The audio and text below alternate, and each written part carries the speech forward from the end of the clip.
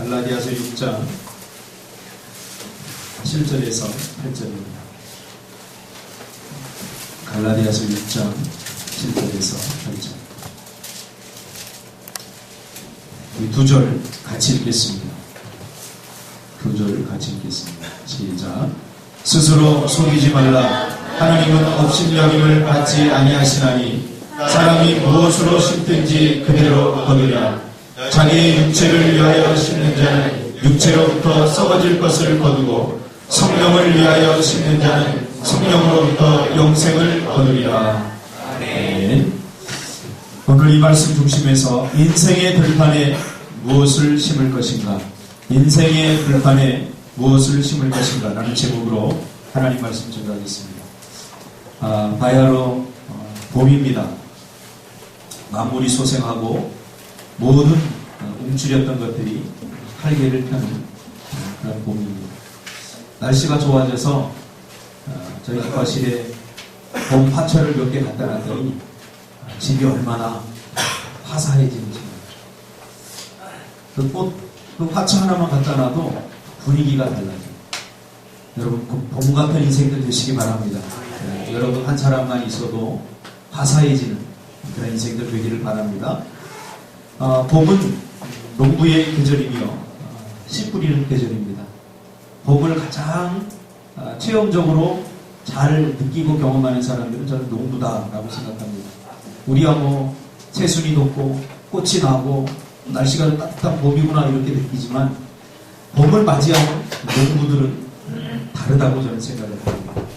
농부는 봄에 이 씨앗을 뿌리는 계절이죠. 씨앗을 뿌리는데 농부는 자기가 얻고 싶은 것을 뿌리게 되는 거죠. 자기가 얻고 싶은 것을 심게 됩니다. 그리고 가을이 되면 그 뿌린 것을 거두게 됩니다.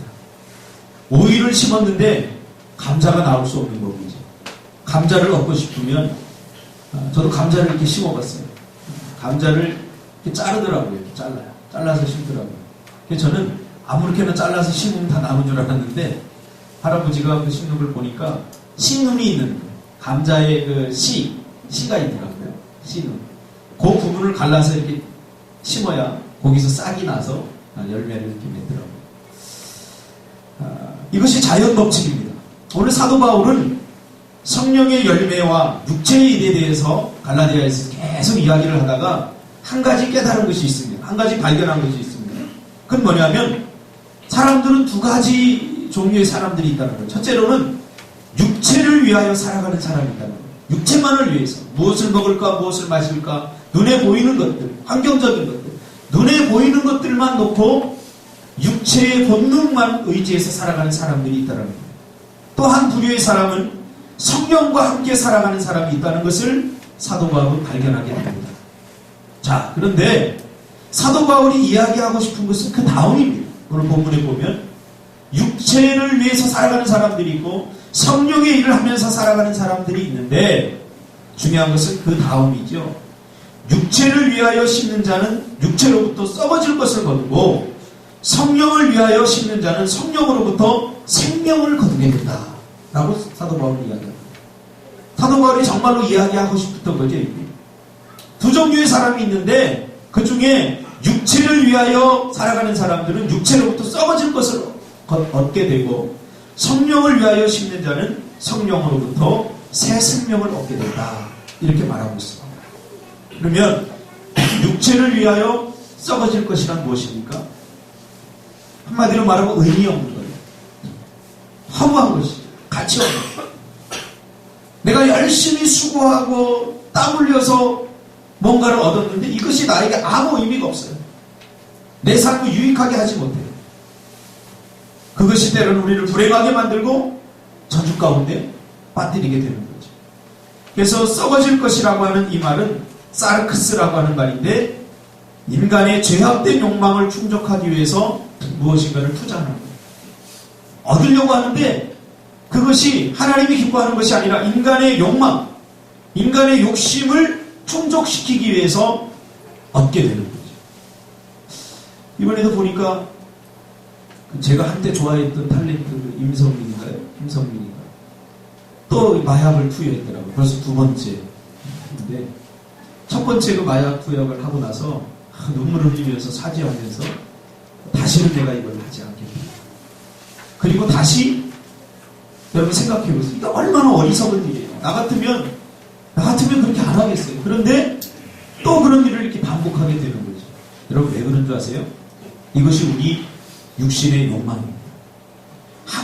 내 마음에는 안 해야 되는데, 하고 싶지 않은데 내 육체의 욕망이 강하게 자극이 되면 그것을 통제할 수 있는 힘이 우리에게는 없어요. 그래서 그 외로움과 그 실패감과 패배감, 좌절감을 그 마약을 통해서 잠시 순간적이지만 잊고 싶었던 거죠. 잊고 싶었던 거죠. 이것이 우리 인간이라는 거예요. 이 사르크스라고 하는 것은 인간의 이러한 욕망을 충족하기 위해서 무엇인가를 투자하는 거예요. 그거죠. 여러분, 우리가 일평생 살아가는데 무엇을 위해 살아야 하는가? 무엇 때문에 사는가? 오늘 사도 바울은 내 육신적인 것들, 내 육체적인 것들, 내 육신의 욕망을 충족시키기 위해서 살아가는 한 부류의 사람들을 보게 됩니다. 근데 이런 사람들을 어디서 발견했냐면 교회 안에서 발견합니다. 이게 충격입니다. 세상 사람들은 어차피 육신의 욕망대로 삽니다. 자기의 욕망대로, 자기가 생각하고 싶고 하고 싶은 대로 삽니다.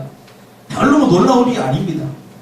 그러나 사도 바울은 갈라디아 학교의 성도들 안에 예수 믿고 하나님을 섬긴다고 하는 그 사람들 안에서 여전히 육신의 욕망대로 육신의 것들을 희망으로 삼고 살아가는 사람들을 발견하게 되면서 충격을 얻은 거죠.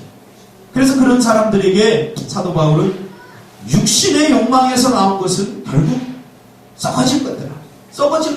아무 의미가 없는 것들이다. 오히려 우리의 영혼을 더 공허하게 만들고 우리 인생을 더 허무하게 만들 겁니다. 그렇게 지금 이야기하고 있는 거죠. 그래서 육신의 것들은 그런 것들을 희망으로 삼고 살아가는 사람들이 희망이 없다라고 말하는 거예요. 육신의 것들이 필요 없다라고 말하는 거 아니죠. 그렇죠? 필요합니다. 우리가 먹을 것, 입을 것, 집, 좋은 직업 다 필요합니다. 그러나 그것이 필요하긴 하지만 그것이 우리 인생의 희망이 되어서는 안 돼요. 오늘 많은 사람들이 스스로 목숨을 끊고 오늘 많은 사람들이 왜 공허해야 합니까?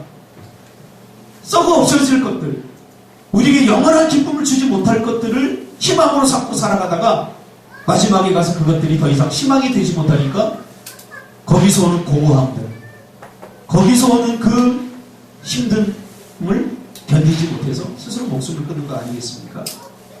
갈라디아서 5장에서 그것이 무엇인지 구체적으로 나옵니다. 악덕, 하나님과 이웃을 무시하는 것, 부도덕, 부정, 음욕, 증오, 불화, 질투, 분노, 이기적인 갈망, 분당, 교만, 살인, 우상숭배, 마술, 술취함, 방탕한 생활, 속임, 간음, 동성애, 탐욕, 도둑질, 거짓말. 이것도 많죠. 이것도 많은데 성경은 또 그와 같은 것들이다 이렇게 말합니다. 뭐죠? 기타 등등 더 많이 있다. 지금 사도 바울이 육신의 욕망에서 나오는 그러한 것들, 그렇죠? 엄청나게 많이 열거를 하고 나서도 이것은 아주 극히 일부분일 뿐이다. 더 많은 것들이 있다라고 이야기를 합니다. 근데 이것이 생존이라고 하는 이 생존의 탈을 쓰게 되면 합리화가 됩니다. 합리화가 됩니다. 그러니까 하나님의 영광을 위한 것보다 우리 영적이고 또 성령의 것들을 우리가 의지해서 살아가는 것보다 우리가 보이는 것들, 눈에 보이는 것들, 이런 것들과 생존이 같이 맞물려 버리면 이것이 자기 합리화가 되는 겁니다. 그래서 어떤 말을 하게 됩니까? 야, 내 코가 석자인데 먹고 사는 것이 먼저지 무슨 신앙생활이 먼저냐, 무슨 믿음생활이 먼저냐, 시험이 먼저지, 내 먹고 사는 것이 먼저지, 내 코가 석자인데 무슨 교회를 나가고 무슨 신앙생활을 하냐. 이게 합리화가 돼버립니다. 그렇죠? 오늘 우리 그리스도인들이 직면하고 있는 문제입니다. 결국 육체적인 결론을 내리게 되죠. 주님은 분명히 말씀하고 있습니다. 너희는 먼저 그의 나라와 그의 의를 구하라. 그리하면 이 모든 것을 너희에게 더하시리라. 이 하나님의 축복의 법칙을 정면으로 깨버리는 거죠. 그래서 우리가 살아가는 삶의 현장에서 정말 성령의 열매를 얻기 위한 성령의 씨를 뿌리는 것은 생존이라는 벽에 우리가 번번이 부딪혀 좌절됩니다. 수고하고 무거운 짐진 자들아 다 내게로 오라. 내가 너희를 쉬게 하리라 하는 이 요청을 쉽게 신뢰하지 못하죠. 정말로 우리의 인생의 짐을 주님께 다 맡겨버리면 우리 인생이 편안해질까? 그래도 우리 인생 살아갈 수 있을까? 늘 하나님의 이 거룩한 요청에, 이 생존적인 요청에 우리는 캡션 마크를 붙이고 그래도 내가 무엇인가 짐을 져야 된다고 생각하죠. 결국 우리 인생의 큰 짐을 결국 자기가 지게 되는 거죠. 그러니까 힘든 거예요. 내 짐은 쉽고 내 짐은 가볍다라고 하는 주님의 그 요청에 우리는 번번이 자기가 그 짐을 대신 짊어지고 힘들고 어려운 인생길을 걸어가게 됩니다. 결국 이러한 생존과 육체적 욕망이 강하게 작용합니다. 그래서 성령의 씨를 뿌리는 행위는 항상 눈물이 필요합니다. 눈물이 필요해요. 왜? 생존과 먹고 사는 것이 항상 우리 앞에 도사리고 있기 때문에. 도사리고 있기 때문에. 먹고 살아야 되지 않겠습니까? 먹고 살아야 되지 않겠습니까? 그래서 씨를 뿌리는 것은, 성령의 씨를 뿌리는 것은 항상 눈물이 필요합니다. 씨를 뿌린다고 하는 것은 당장 무엇인가를 얻기 위한 행동이 절대 아니죠. 농부들이 봄에 씨를 뿌리면 씨 뿌리고 나서 그 다음날 가서 열매를 거두는 겁니까? 그렇지 않습니다. 씨를 뿌리면 오랜 시간의 흐름 뒤에 결국 우리는 인고의 세월을 기다린 후에 그 열매를 얻게 됩니다. 그러나 우리의 삶의 현장에서는 늘 심어놓고 바로 이것을 먹고 싶은 그런 욕망에 시달리게 되어 있어요. 우리의 삶은 그렇게 절박해요. 매일매일 우리는 결핍을 경험하고 매일매일 뭔가 필요합니다. 그래서 당장 우리가 그것을 얻지 못하면, 당장 그런 환경이 되지 못하면 우리는 조급해합니다. 당장 돈이 필요하고 당장 먹고 사는 것이 우리 앞에 아주 가장 큰 숙제입니다. 그래서 심고 기다릴 만한 여유가 없어요. 그런데 주님은 우리에게 뭐라고 합니까? 그래도 씨를 뿌립니다. 그래도 씨를 뿌립니다. 우리의 삶의 현장은 항상 가뭄이기 때문에 때로는 인생의 종자까지 먹고 싶은 강한 생존의 욕망에 시달리죠. 그렇죠? 예전에는 그 보릿고개라는 게 있었죠.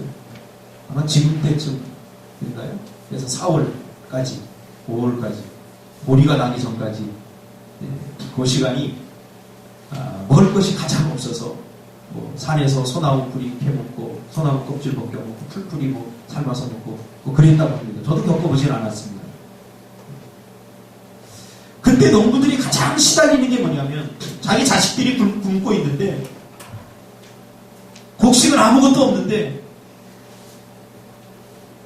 굶어 죽어가고 있는 거죠. 그렇죠?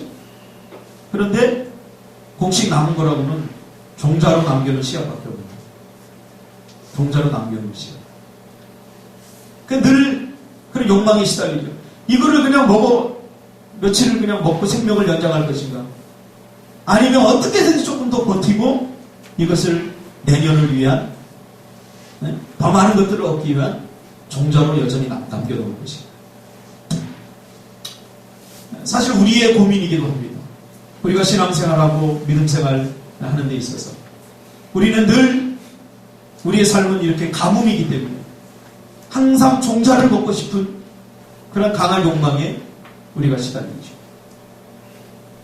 그렇죠? 그러나 그 종자를 먹어버리면 단지 며칠간은 견딜 수 있게 되지만 결국 모든 희망이 사라져버립니다. 일단 살고 보자. 그래서 우리의 삶이 현장으로 나가버리죠. 종자를 먹어버리는 거죠. 무슨 일이 있어도 그 종자를 먹으면 우리에게 희망이 없습니다. 무슨 일이 있어도 믿음을 포기하고 신앙을 포기하면 우리에게 희망이 없습니다. 그러나 당장 배고프니까 내가 생존의 이 욕망에 시달려서 일단 먹고 보는 거예요. 예배는 뭐 한 번 빠지면 뭐 대수롭지 않아요. 그냥 별일도 일어나지 않아요. 그러나 우리의 삶의 현장에서는 계속해서 우리를 압박해오죠. 그래서 교회를 떠나고 믿음을 저버리고 좀 자리를 잡고 나중에 신앙생활 해야 되겠다. 이렇게 신앙을 저버리고 종자를 먹어버리고 교회를 떠나는 사람들이, 믿음을 포기하는 사람들이 얼마나 많은지 모릅니다. 무엇을 먹을까, 무엇을 마실까 염려하지 말라. 주님은 분명히 말씀하십니다. 내일은 내일의 주인 되신 하나님께 맡겨야 된다. 그리고 우리는 오늘을 살아야 된다. 라고 말하지만 우리는 당장 내일 무엇을 먹을까, 내일 무엇을 마실까가 우리 생존의 최고의 숙제죠. 그래서 우리가 성령의 씨를 뿌리려면 항상 이렇게 눈물이 필요합니다. 이것을 깊이 깨달았던 이스라엘 백성들은 성전에 올라가면서 이런 노래를 불렀죠. 시편 126편 5절 6절. 이 노래는 이스라엘 백성들이 성전에 올라가면서 불렀던 노래입니다. 눈물을 흘리며 씨를 뿌리는 자는 기쁨으로 거두리로다. 울며 씨를 뿌리러 나가는 자는 반드시 기쁨으로 그 곡식을 가지고 돌아오리라. 저는 이 시편 126편을 보면서 좀 이상했어요. 왜 하필이면 성전에 올라가면서 이스라엘 백성들이 이런 노래를 불렀을까? 뭐 기쁨의 노래를 성전에 올라가면서 부르고 환희의 노래 이런 거를 부르지 않고 왜 시편 기자들은, 이스라엘 백성들은 성전에 예배하러 올라가면서 눈물을 흘리며 씨를 뿌리는 자는 기쁨으로 거두리라. 울며 씨를 뿌리러 나가는 자는 반드시 기쁨으로 그 곡식을 가지고 돌아오리라. 이러면서 우울한 노래를 불렀습니다. 이들은 삶이 절박한 순간에도, 생존을 위협받는 순간에도 여전히 하나님께 예배하러 나갔던 사람들이죠. 그렇죠? 이들은 그렇게 넉넉한 사람들이 아니에요. 오늘 나가서, 일터에 나가서 벌지 않으면 가족이 다 굶어야 되고, 오늘 나가서 그 돈을 벌지 않으면 하루는 아무것도 먹지 못하는 그런 삶이 절박했던 사람들입니다. 그들이 성전을 올라가는데 기쁜 마음으로만 올라갈 수는 없는 거죠. 내가 일하지 않음으로 가족이 굶어주는 거예요. 굶게 생깁니다. 그러나 그들은 분명히 알았죠. 그래도 종자를 먹어서는 안 된다는 걸 분명히 알았죠. 그래서 울며 씨앗을 뿌리러 가는 거예요. 무슨 씨앗을? 성령의 씨앗을. 거룩한 씨앗을. 어디로? 성전으로. 그래서 이들은 이런 노래를 부르는 거예요. 울며 눈물을 흘리며 씨를 뿌리는 자는 기쁨으로 하나님 거두게 하실 것이다. 울며 씨를 뿌리러 나가는 자는 반드시 기쁨으로 그 곡식을 가지고 돌아오리라. 이들은 삶이 절박한 순간에도, 생존을 위협하는 순간에도 여전히 하나님께 예배하러 나갑니다. 뭔가 그들은 육체적인 것을 심지 않아서 내일 당장은 굶어 죽을 수밖에 없는 절박함 속에서도 영적인 것을 심기 위해서 그들은 성전을 찾았죠. 그러니까 이들이 눈물을 흘리면서 찾을 수밖에 없는 거죠. 시간이 많이 남아 돌아서 할 것 다 하고 할 것 없으니까 예배 온 사람하고 다 하죠. 우리의 삶의 현장은 이렇게 치열합니다. 그래서 노래합니다. 그래서 하나님을 신뢰하는 이런 노래를 부르면서 성전을 눈물을 뿌리면서 올라가게 돼요. 그들의 삶에는 이제 희망이 싹트게 되는 거죠. 왜? 성령의 씨앗을 뿌렸기 때문에 그들은 기대하게 되는 거죠. 성령의 열매를 거두게 될 것이다. 기대를.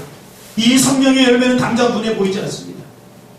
내가 한번 교회 나와서 예배한다고 당장 내려가는 순간에 먹을 것이 생기지 않습니다. 눈에 보이는 어떤 것들이 생기진 않습니다. 그러나 거룩한 것을 심으며 눈에 보이지 않는 하나님의 위대한 일들이 꿈틀거리면서 움직이게 됩니다. 이 시편 기자는 이 예루살렘 성전을 올리면서 그러한 희망을 안고 내가 밥 한 끼는 굶을지언정 영의 양식은 굶을 수 없다는 이러한 절박한 마음으로 기대하며 성전을 오르면서 이 노래를 불렀던 거죠. 그러면서 이제 하늘의 열매로 가득 차게 될 자신의 인생, 지금 당장은 아니지만 그것이 우리가 심어놓은 그 씨앗들이 발아하고 자라나서 성장해서 성령의 아름다운 열매들이 내 삶을 풍성하게 만들 것이라고 하는 기대가 가득 차 있죠. 그 성령의 열매가 뭡니까? 사랑, 희락, 화평, 인내, 자비, 양선, 충성, 온유, 절제. 우리는 얼마나 육체적인 열매들 때문에 자주 불행에 그리고 저주스러운 삶에 처하는지 모릅니다. 왜 그래요? 육체적인 것들을 심었기 때문이죠. 우리의 삶의 현장을 한번 돌아보십시오. 돈 때문에 부모를 죽이고, 돈 때문에 자기 사랑하는 형을 총으로 쏴 죽이고, 이게 뭐 육체적인 것들을 자꾸 심기 때문에 이런 육체적인 결과들이 자꾸 나옵니다. 지금 이 사회는 계속 우리에게 겁박합니다. 육체적인 것들을 자꾸 심어야 된다. 나만 잘 살면 된다고. 내가 중요하다. 하나님 대신 하나님만이 나를 올려놓고 서로 지옥의 삶을 충동질하고 있습니다. 그러니까 그런 것들이 추구하는 것이 결국 뭐예요? 지옥 같은 삶이에요. 여러분 생각해보세요. 성령의 열매가 없는 가정, 성령의 열매가 없는 사람 만나보세요. 그 지옥 아니겠습니까? 우리 가정에 여러분 사랑이 없어보세요. 여러분 밥 한 끼 굶어도 삽니다. 내가 좋은 직장 없어도 삽니다. 그러나 사랑 없이는 못 살아요. 돈만 많으면 뭡니까? 좋은 집에 살면 뭐합니까? 매일 싸우고. 그래서 우리 인생에 정말로 필요한 것이 무엇인지 우리는 잘 몰라요. 그제 제가 인터넷에 보니까 아프리카에 뭐 정말 하루에 한 끼도 제대로 못 먹는 그 사람들이 아들이 나가서 쓰레기를 주워가지고 그걸 팔았어요. 우리나라 돈으로 돈 1,000원도 안 되는 그 돈을 벌고 하루 종일 이 아이가. 근데 거기 그걸 가지고 빵을 요만한 걸, 요만한 밀가루 똑같은 빵 하나를 가지고 집으로 갑니다. 집으로 가니까 동생이 2명 있고 엄마가 에이즈 때문에 엄마가 이렇게 누워서 죽을 날만 기다려요. 그 빵 한쪽 가지고 그 동생 그거 4명이 먹을 수 없는 빵, 요만한 밀가루 그걸 가지고 두 동생 정확히 잘라서 두 동생이 먹이고 어머니 주고 자기는 힘들어. 그 기사에 일어났어요. 우리가 보기엔 비참한 삶인데 내가 이렇게 해서 우리 동생들을 먹이고 우리 어머니를 먹일 수 있다는 것이 나는 너무 행복합니다. 친구들은 그나마 하루 종일 쓰레기를 주어도 빵 한 조각 살 수 없는 그런 형편에 직면하는데 나는 오늘 운이 좋아서, 나는 신이 도와서 나는 빵 한 쪽이라도 이게 얻었으니 나는 정말 행복합니다. 이게 사랑의 힘 아니겠습니까? 자기 동생들을 사랑하고 그 어머니를 사랑하는 사랑이 없으면 지옥이 됩니다. 여러분 무엇을 심기를 원합니까? 돈 좀 없어도 돼요. 좋은 직업 없어도 돼요. 그러나 사랑이 없으면 안 됩니다. 희락. 세상이 줄 수 없는 기쁨. 억지로 강요해서 웃기는 게 아니라 이 마음속 깊은 곳에서 나도 모르게 나오는 즐거움, 나도 모르게 나오는 기쁨, 이것이 없으면 안 되는 거예요. 이것이 영적인 기쁨이라는 거죠. 이것은 세상적인 것들 속에서 절대 나올 수 없는 거예요. 우리가 거룩한 것, 영적인 것을 추구할 때에 하나님께서 위로부터 주어지는 그런 화평임을 믿습니다. 이게 있어야지. 이게 있어야 세상을 이길 수 있어요. 좀 가난해도 조금 힘들어도 내 처지가 한심해도 이 희락이 있어요. 하나님이 주시는 이 말할 수 없는 희락이 있어요. 우리가 살 수 있죠. 그뿐입니까? 화평, 인내, 자비, 양성, 충성, 온유, 절제 이런 것들이 어떻게 우리 인간 안에서 인간의 욕망 안에서 생산될 수 있는 겁니다. 절대 생산될 수 없는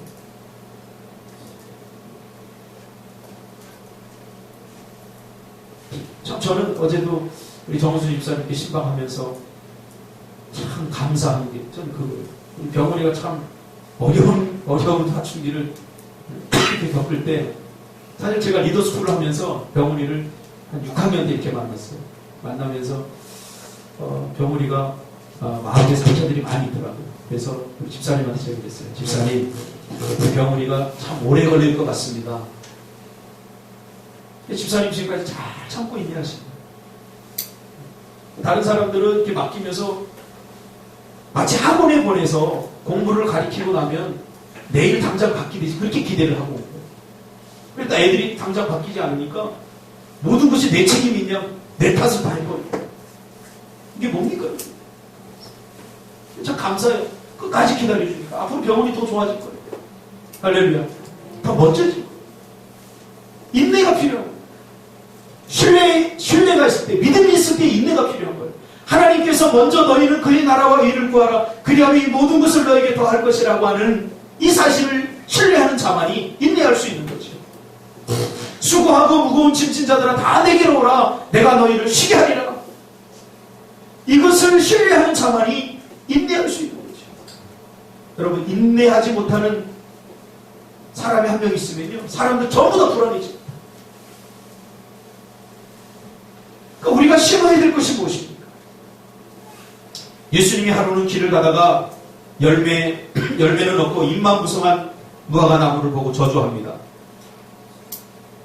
왜 저주했습니까? 잎만 무성하기 때문에. 나무는 열매로 하는 거예요. 열매. 한때는 많은 열매를 통해서 주인을 기쁘게 했는데 이제는 더 이상 열매가 없으니까 이거 의미가 없는 거예요. 나무는. 제주도 여러분 가보면 알겠지만 제주도에는 예전에 귤나무 3개만 있으면 자식들 대학 공부까지 다 시켰다고 합니다. 제가 물어봤어요. 에이 그냥 하는 이야기겠지. 그랬더니 귤나무 하나에서 약 1000에서 2000개 많이 달리면 3000개까지 달립니다. 귤열매. 여러분 상상이나 할 수 있겠습니까? 그 요만한 귤 하나. 그러니까 귤 한 박스에 여러분 몇 개가 들어가요? 한 60개 많이 들어가고 70개 들어가잖아요. 그 귤나무 3개만 있으면 넉넉히 대학 공부까지 다 시켜버릴 수 있는 결론이 나옵니다. 그러니까 무엇을 심느냐 굉장히 중요한 겁니다. 귤나무를 심었는데 이게 다 썩어져 없어져 버릴 거 의미가 없지. 마태복음 7장에 보면 잎만 무성한 사람들을 향해서 예수님이 질타하는 내용이 나옵니다. 나더러 주여 주여 하는 자마다 천국에 들어갈 것이 아니요 다만 하늘에 계신 아버지의 뜻대로 행하는 자라야 들어가리라. 하늘에 계신 내 아버지의 뜻이 뭡니까? 영적인 것입니다. 거룩한 것입니다.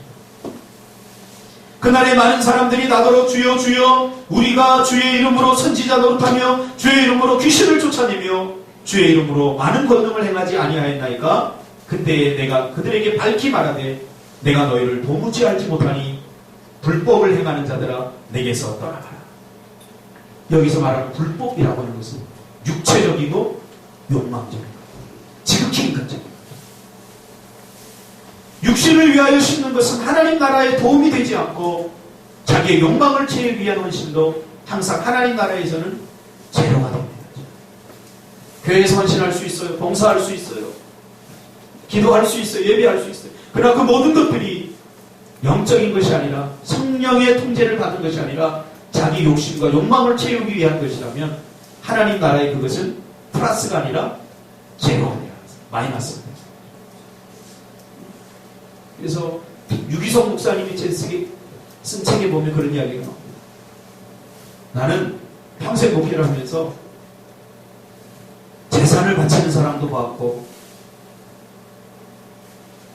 아무튼 엄청난 헌신하는 사람들을 많이 보았는데 자기 성질을 하나님께 드리는 사람 한 사람도 못 봤어요. 그게 뭐예요? 결국 자기 중심성, 나를 보는 내 욕망, 내가 하고 싶은 것, 그것이 아니라 하나님의 뜻. 마태복음 7장에는 하나님의 뜻대로 행하지 않으면 안 됩니다. 우리가 하는 것들이 정말로 하나님의 뜻입니까? 어떤 환경과 상황에 의해서 모든 것들이 다 결정되지 않습니까? 여러분, 어느 순간에도 성령의 음성을 들으시길 바랍니다. 성령을 위하여 심는 것만이 우리에게 성령의 열매를 맺게 하는 거죠. 어떤 수의 영을 곱하면 항상 영이 되듯이 하나님 나라의 육체적인 것은 아무런 도움이 되지 못합니다. 그건 항상 제로가 됩니다. 오늘 얘기하잖아요. 마태복음 7장. 그날에 예수님이 오실 그때 많은 사람들이 뭐라고 해요? 내가 주를 위하여 선지자 노릇하고 내가 주님 이름으로 귀신도 쫓고 내가 엄청나게 많은 일을 했습니다. 그러니까 주님이 뭐라고 해요? 언제? 내가 너희를 도무지 알지 못한다. 결국 자기를 위한 거죠. 육체를 위한 거죠. 그것은 항상 제로가 됩니다. 우리가 오늘날 하나님 앞에 예배하고 수많은 기도를 드리고 이것이 정말로 자기 욕심을 채우기 위한 자기를 위한 것들이라면 이것은 역시 제로가 되는 거죠. 아무 의미가 없어요. 40일 철야를 했더라도 그것은 의미가 없습니다. 세상 사람들도 기도해요. 여러분. 대학 시즌이 되면 저기 불교 절에 가보세요. 탑을 쌓아놓고 막 그것과 다르지 않다. 내 뜻이 아니라 내 뜻을 내려놓고 내 성질을 다 내려놓고 내 환경을 다 내려놓고 정말로 주님이 원하시는 그것이 의미가 있다. 심치도 않고 거두려고 하는 그런 마음들을 우리 마음에서 지워버리고 귤나무 하나를 심으면 한 가정을 살리게 됩니다. 여러분, 영적인 것, 거룩한 것을 심으면 여러분 인생이 변화됩니다. 여러분 삶이 변화됩니다. 그것들을 심어서 여러분 인생이 풍성해지기를 주님의 이름으로 축복합니다. 그래서 여러분 인생 가운데 성령의 9가지를 생각해보세요. 얼마나 가슴 벅차요. 그래서 여러분 인생이 풍성해졌으면 좋겠습니다. 기도하겠습니다.